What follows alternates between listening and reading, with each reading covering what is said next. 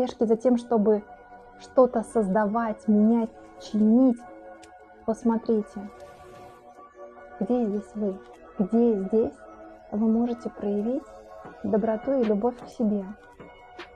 Как бы вы могли успокоить своего плачущего ребенка не просто для того, чтобы успокоить его, а из заботы и доброты к себе тоже.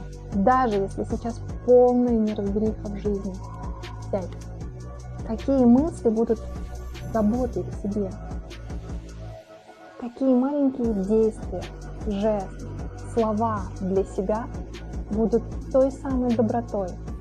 Каждый раз, когда вы проживаете свое мгновение, спрашивайте, где здесь я? И что во всем этом будет добротой и заботой ко мне? Как я могу делать это из любви к себе тоже?